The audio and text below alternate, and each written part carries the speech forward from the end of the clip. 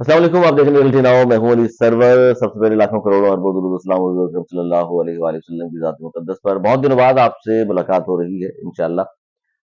इस हवाले से जरूर बात करेंगे कि जनाब इतने गैर हाजिरी क्यों रही, लेकिन इस वक्त क्योंकि इलेक्शन का माहौल एक बना हुआ है और सिर्फ 2 दिन की दूरी पर है इलेक्शन, इसी पर हमें आज बात करनी है। और बहुत सारी खबरें यकीनन आपके पास पहुंचती हैं, जो नहीं पहुंची कोशिश करते हैं हम आपके साथ जरूर शेयर करें और बिहाइंड द कर्टन जो कुछ हो रहा है उस पर भी आपसे बात करें। और आज ज़ाहिर है जो खबरें हैं उस पर हम बात करेंगे। मेरे साथ मौजूद हैं अनीस मंसूरी साहब, मारूफ सहाफ़ी और तजज़ियाकार। उनका यूट्यूब चैनल भी आप देखते हैं और उसमें तजज़िये सुनते हैं, चैनल्स पर, मुख्तलिफ टीवी चैनल्स पर भी देखते हैं। बहुत शुक्रिया। अनीस भाई, ये बताइए सबसे पहले तो, क्योंकि मेरा आज बहुत अरसे के बाद 25 नवंबर के बाद ये पहला व्लॉग है बाद आपका रियलिटी नाउ के लिए, मेरे चैनल के लिए। इस वक्त जो सियासत है, सबने इंतखाबी मुहिम चला ली, आखिरी दिन भी खत्म हो गया। सबने अपनी अपनी कोशिशें कर ली, सबने मंशूर पेश कर दिए, कायल करने की कोशिश कर ली।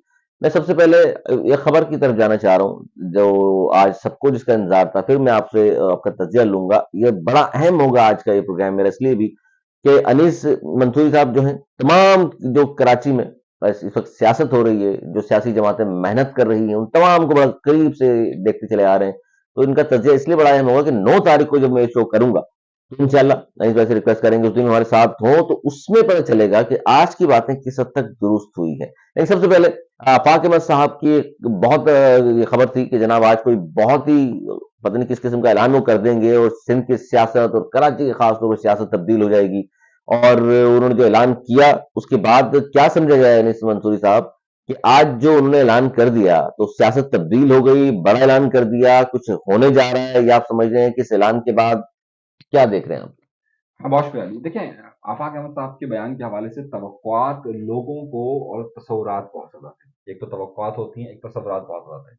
जो एक ख़ास हल्का है वो ख़ुसूसन आफ़ाक़ अहमद साहब की अगर आप गुफ्तगू पिछले 2-3 सालों के दौरान सुने, तो उनका काफ़ी झुकाव नज़र आया इस हवाले से कि वो महाजिर यकजहती और ख़ास तौर पे अल्ताफ़ हुसैन साहब या उनके वर्कर्स के हवाले से एक सॉफ्ट कॉर्नर वो अच्छा, हमेशा कहते मुख्तलिफ रहे। मुख्तलिफ बीच में सवाल करता रहूंगा आपसे। ये बताएं कि अगर ये चाहते थे महाजर यकजा हो जाए, क्यादत यकजा हो जाए, रहनुमा यकजा हो जाए, तो इनके पाकिस्तान भी मौजूद है, तो फिर दूसरी तरफ क्यों देखा इन्होंने? पहले तो ये थे, इनकी ऑफर भी हुई थी। देखिए, आफ़ाक़ अहमद साहब का एक अपना स्लोगन है और वो स्लोगन वो ये है कि जनाब मैं महाजिर नाम की सियासत करूँगा। और वो बार-बार ये बात कहते रहे कि भाई मैं महाजिर परचम के साथ और मैं महाजिर कौमी मूवमेंट के साथ रहूँगा। ख़ास तौर पे जो इनका इश्यू था कि ये जो मुत्तहिदा कौमी मूवमेंट पाकिस्तान है, उनकी तरफ उनका झुकाव इसलिए ज़्यादा नहीं जा सका था और उसकी सबसे बड़ी वजह ये थी कि वो मुत्तहिदा कौमी मूवमेंट के नाम से जा रहे थे। और आफ़ाक़ अहमद साहब बार-बार ये अपना एक एंगल लेते रहे कि नहीं जी, मैं रहूँगा तो मैं सिर्फ़ महाजिर कौमी मूवमेंट के साथ रहूँगा, मैं मुत्तहिदा कौमी मूवमेंट में नहीं जाऊँगा। तो दूसरी तरफ तो जब फिर दूसरी तरफ इत्तेहाद कैसे हो सकता है जिसका आज उन्होंने ऐलान किया और सबके लगता था कि शायद ऐलान कर देंगे, उनकी साथ कोई पैचअप हो जाएगा या उनकी तरफ कोई झुकाव था उनका उनका उनका भी जाहिर है लफ्ज महाजिर के हवाले से तो सिर्फ सियासत नहीं हो रही है, वो भी अब बात करते हैं पूरे पाकिस्तान की। देखिए, एक पार्टी में शमूलियत होने का और एक अलायंस होने का या एक सॉफ्ट कॉर्नर्स की एक बात डिफरेंट होती है। देखिए, बहुत सारी सियासी जमातें ऐसी होती है कि जो एक दूसरी पार्टी में ज़म नहीं होती है, लेकिन उनका सॉफ्ट कॉर्नर किसी न किसी रिस्पेक्ट से होता है। मतलब अच्छा, हैदराबाद के साथ वो भी नहीं हो सकता इनका। नहीं, वो इसलिए नहीं हो सकता है क्योंकि देखिए जो लबो लहज़ा इस्तेमाल हुआ और फिर ज़ाहिर है देखिए आफ़ाक़ अहमद साहब जो बहादुराबाद की क़यादत है, उनसे एक बड़ा नाम तस्वुर किया जाता है सियासत में। ख़ास तौर पे आफ़ाक़ अहमद साहब इनसे सीनियर काउंट होते हैं और ऐसा तो नहीं हो सकता ना कि आफ़ाक़ अहमद साहब जो है वो मुस्तफ़ा कमाल साहब के अंडर में काम करते हैं। ये मुमकिनात में से नहीं है और ना ही ये ऐसा हो सकता है और ना कभी उन्होंने ये बात कही है। जिस तरीके से उन्होंने अल्ताफ़ हुसैन साहब के मुतल्लिक़ तो कई बार ये कह दिया कि जनाब वो अगर महाजिर परचम लेकर आ जाते हैं, पाकिस्तान आ जाते हैं तो मैं उनके अंडर में काम करने के लिए तैयार हूँ। ये उन्होंने कई बार कहा। लेकिन वो ये बात जो है वो मुस्तफ़ा कमाल साहब के लिए नहीं कह सकते और अगर कोई फ़ोर्स ये कोशिश करे कि जनाब वो आए और वो मुस्तफ़ा कमाल साहब के अंडर में काम करें, मुमकिनात में से अच्छा, नहीं है। इन्होंने ये कहा था अनीस मंसूरी साहब कि 6 तारीख को जो मैं ऐलान करूंगा उससे पहले मैं पाकिस्तान और बैरून मुल्क सबसे राबते में हूँ। तो आज जो उन्होंने ऐलान किया है तो उन सबसे जिसके बारे में वो कह रहे थे राबते में हूँ, तो उनसे मुशावरत की बात किया, आपके पास क्या खबर है? देखिए, जो महाजिर क़यादत उन्होंने लफ़्ज़ इस्तेमाल किया था, महाजिर क़यादत से राब्ते में हूँ। उन्होंने लफ़्ज़ ये इस्तेमाल नहीं किया था कि वो अल्ताफ़ हुसैन साहब की क़यादत के साथ राब्ते में या किसी और के साथ राब्ते में। लेकिन एक तासुर ये बहुत ज़्यादा गहरा गया था कि जनाब उनका किसी तौर पर भी एमके अभिनंदन या अल्ताफ़ हुसैन साहब के लोगों से या दीगर लोगों से राब्ता है। अच्छा देखिए, एक बात ज़रा ध्यान में रखिए कि ये महाजिर कौमी मूवमेंट के नाम की सियासत करने वाले चाहे अल्ताफ़ हुसैन साहब के साथ लोग हों, मुस्तफ़ा कमाल साहब के साथ हों, ख़ालिद मक़बूल सिद्दीकी के साथ हों, फ़ारूक सिद्दीक़ साहब के साथ हों या महाजिर राब्ता कौन-सा लो, ये सब क्योंकि एक ही जगह से निकले हुए हैं, तो सबके आपस में कहीं न कहीं राब्ते ज़रूर है। एक मोहल्लेदारी है, एक रिश्तेदारियाँ हैं, आपस में कहीं न कहीं तो किसी न किसी का ताल्लुक बनता है ना। तो अगर हम ये समझें कि नहीं, आपस में किसी का ताल्लुक नहीं रहता कहीं पर भी, ऐसा मुमकिन नहीं है। तो ज़ाहिर है किसी ने किसी के साथ 2 साल काम किया, 4 साल काम किया, किसी ने 5 साल काम किया, किसी ने 10 साल काम किया और किसी ने 30 साल काम किया है और किसी ने 40 साल एक ही नारे लगाए। तो ये तो होता रहता है, तो इन सब के अच्छा, राब्ते तो आफाक कहीं न अहमद कहीं रहते साहब, चलिए राब्ते तो हैं। अब फिर आज जिस तरह से उन्होंने ऐलान कर दिया कि जी मैं तो लफ्ज़ महाजिर के साथ हूँ और उसके बाद बात खत्म कर दी। एक और बहुत सारे लोग कराची में बात करते हैं कि आखिर में ये बात क्यों है कि ये तनकीद करते हैं मुस्तफा कमाल साहब पर, वहां से तनकीद का जवाब इतना ज्यादा तो नहीं आता, लेकिन ये मुसलसल तनकीद करते हैं। इससे भी आप समझते हैं कि दूरियां मजीद बढ़ी हैं इन लोगों में? देखिए दूरियाँ बढ़ी हैं और दूसरी एक बड़ी वजह ये है कि आफ़ाक अहमद साहब की जो तनकीद का महवर है, वो इस वक़्त कुछ और भी है। यानी कि अगर आप वो बार-बार 2 लफ़्ज़ इस्तेमाल करते हैं ना कि सरकारी पीएसपी, ये लफ़्ज़ इस्तेमाल अच्छा। करते हैं। अच्छा, वो 2 लफ़्ज़ इस्तेमाल करते हैं, एक पीएसपी का लफ़्ज़ इस्तेमाल करते हैं, एक सरकारी का लफ़्ज़ इस्तेमाल करते हैं। तो दरहकीकत वो 2 जगह क्रिटिसाइज़ कर रहे होते हैं। सही है, तो अगर आप 2 जगहों पे क्रिटिसाइज़ देखें तो हम एक जगह की तो बात कर सकते हैं, लेकिन शायद दूसरी जगह बात करते हुए हम सबके हम पर जलते सबकी हैं। अच्छी बात है, पर जलने भी चाहिए। अच्छा, ये बताइए, आज जो ऐलान किया उसके बाद क्या महाजिर सियासत तब्दील हो जाएगी? आफाक अहमद साहब के अपने वोटर सपोर्टर्स पर क्या असर पड़ेगा? उसका असर दीगर जो महाजिर नाम पर सियासत कर रहे हैं उसका कोई असर नजर आ रहा है आपको? देखिए, आफ़ाक अहमद साहब की पिछले कुछ अरसे के अंदर बहुत ज़्यादा ख़ास तौर पर इस हवाले से सिम्पैथीज़ उनके साथ बहुत ज़्यादा बढ़ी है। अच्छा, आफ़ाक अहमद साहब के साथ-साथ अल्ताफ़ हुसैन साहब का एक बहुत बड़ा वोटर यहाँ पर मौजूद है, उनके साथ एक सिम्पैथी बहुत ज़्यादा मौजूद है। मामला ये है कि जब तक ये दोनों सिम्पैथीज़ नीचे की सतह पर तो मौजूद हैं, लेकिन अपर सतह पर, ऊपरी सतह पर इन दोनों का कोई बरह रास्त राब्ता या दोनों के लिए कोई ऐसा माहौल मौजूद नहीं है कि दोनों गुफ्तगू कर कर बात को आगे बढ़ सके। तो ज़ाहिर है अभी कोई इस हवाले से कोई बड़ा सरप्राइज़ एकदम से नहीं आ सकता बसूरत इसके कि भाई दोनों में कोई ऐसी अलायंस की कंडीशन बन सके। आज आप देखिए एक बड़ी बात उन्होंने कही है आफ़ाक अहमद साहब ने और उस जुमले को ज़रा गौर से देखते हैं। उन्होंने कहा है कि भाई जो भी आज़ाद उम्मीदवार जीत जाते हैं, वो क्या मुस्लिम लीग नून में जाएँगे या उन्हें महाजिर कौमी मूवमेंट में आना चाहिए? तो ये जो उनका सवाल है ना, दरहकीकत ये भी उसी तरफ इशारा है कि जनाब जो भी आज़ाद उम्मीदवार जीते हैं वो बाद में दोनों एक ही तरफ आ जाएँ। आप समझ रहे हैं? हम्म। वो एक इशारा वही है कि आप अगर समझें तो लेकिन ये इलेक्शन के बाद का इशारा है, इलेक्शन से पहले का इशारा नहीं है। अच्छा, चलिए, ये तो आफाक अहमद साहब ने आज जो कुछ कहा आपने सुन भी लिया, और उसमें जाहिर है तो जिस तरह के सोचा हुआ था आपने ऐसा कुछ नहीं हुआ, बल्कि उन्होंने कहा मैं लफ्ज़ महाजिर के साथ ही खड़ा हूँ और रेड लाइन हमारी लफ्ज़ महाजिर है। अच्छा, मैंने ये कहा नाज़रीन आपके सामने कि अनीस मंसूर साहब से हम जरूर पूछेंगे कि इन्होंने सबको ही कवर किया, इंटरव्यूज भी किए, देखे आपने। अब किस नतीजे पर आप पहुंचे अनीस मंसूरी साहब कि मैं अगर पूछूं बरह रास्त मुख्तसर मुख्तसर आपसे कि पाकिस्तान पीपल्स पार्टी की मुहिम देख ली, उनके रहनुमाओं से आप मिले हैं, कहाँ देख रहे हैं कराची में पाकिस्तान पीपल्स पार्टी को? कितनी सीटें नजर आ रही हैं आपको? बहुत शुक्रिया। अली देखिए पाकिस्तान पीपल्स पार्टी के जो मखसूस हलके हैं, वहाँ पाकिस्तान पीपल्स पार्टी का कोई मुकाबला ही नहीं है। मैं यहाँ बात कर रहे हैं मलिर, लियारी। देखिए मलिर के 3 सीट्स हैं, हम्म। तीनों सीट्स में एमक्यूएम का उम्मीदवारान मौजूद नहीं है। वहाँ एक सीट जो औरंगज़ेब फारूकी साहब ने पिछली बार भी लेने की कोशिश की थी और अच्छे खासे वोट उठाए थे, वो एक इफेक्टेड हो सकती है। लेकिन 3 सीटें ऐसा लगता है कि पाकिस्तान पीपल्स पार्टी को दे दी गई है, वहाँ कोई इतना खास कॉम्पिटिशन हमें नज़र नहीं आ रहा है। और लियारी में? सही।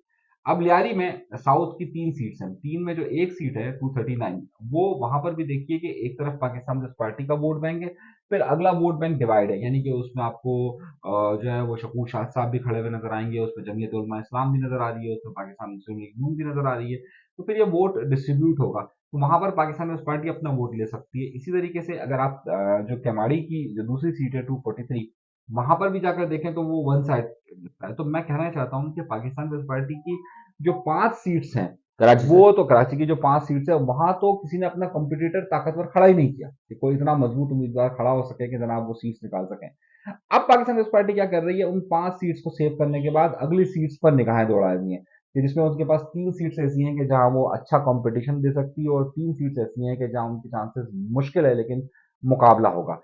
तो अब पाकिस्तान पीपल्स पार्टी जो उन 3 सीट्स जो रह जाती हैं, 5 में से जो 3 रह जाती है, उसमें मुकाबले के लिए अपने आप को सेव कर रही है कि वो तकरीबन 8 सीटों तक जा सके। तो उसकी कोशिश है, जाती कहाँ तक है ये तो अगला वक़्त बताएगा। 8 सीटों तक अनीस मंसूरी साहब कह रहे हैं पीपल्स पार्टी जा सकती है कि मतलब सरप्राइजिंग एलिमेंट ना भी करें, थोड़ी सी कोशिश वो करें तो 8 सीटें ले आ सकते हैं कराची 5 से। 5 तो वो ले रही हैं, लेकिन अब 5 के बाद वो 3 को कितनी मज़बूती के साथ महफूज़ कर सकती है, अब ये उन पर है। अच्छा, बाकी रह गई जी 22 में से बाकी रह जाती हैं 5 के बाद 17 सीटें, अगर 3 वो भी आप मिला लें तो फिर तो 14 बात आ जाती है। 14 सीटों में फिर एमक्यूएम पाकिस्तान को कितनी सीटें लगता है आपको बहुत मजबूत है सेंट्रल, कोरंगी और दीगर इलाकों में? देखिए, एमक्यूएम पाकिस्तान का इस वक्त सबसे बड़ा इशू दो बातें हैं। एक बात यह है कि उसका वोटर कितना चार्ज निकलता है उस सूरत हाल में कि जब उसके वोटर को पिछली बार, देखिए हम माने या ना माने, एमक्यूएम ये कहती है हमसे छीना गया था, लेकिन ऐसा नहीं था। सन 2018 में यहाँ पर तहरीक इंसाफ ने उन्हें काफी डेंट पहुंचाया था और वो 2013 में भी पहुंचाया था। तो एमक्यूएम पाकिस्तान का वोटर 2018 में भी बहुत ज्यादा मुतासिर हुआ था और उसके बाद के तमाम जिमनी इलेक्शन के अंदर भी बेतहाशा इन मुतासिर हुआ दोनों था। में डेंट पहुंचाया पीटीआई ने। पीटीआई। इस बार तो ऐसा नहीं होगा, इस बार भी लग रहा है देखिए, आपको? मैं वही बात कहना चाह रहा हूँ। इस सूरत हाल में कि जब एमक्यूएम पाकिस्तान इलेक्शन लड़ रही है और अब मसला यह है कि अब उनके पास कोई बड़ा सियासी रहनुमा का नाम भी नहीं है, जिस तरीके से अल्ताफ हुसैन साहब का नाम था और अल्ताफ हुसैन साहब के आजाद उम्मीदवार उनके सामने खड़े हुए हैं और इमरान खान का भी वोटर आजाद तौर पर खड़ा हुआ है। मैं ये समझता हूँ कि एमक्यूएम पाकिस्तान को हर सीट पर न सिर्फ वो उम्मीदवारान के जो मद्दे मुकाबिल बरह रास्त नजर आने वाले हैं, जिसमें जमात इस्लामी हो या पाकिस्तान पीपल्स पार्टी हो, वो तो टफ टाइम देगी देगी या टीएलपी टफ टाइम देगी देगी, लेकिन उसके साथ साथ ये जो आजाद उम्मीदवार हैं, मेरा अपना जाती ख्याल है कि ये वोट्स को बहुत ज्यादा डिस्टर्ब करेंगे।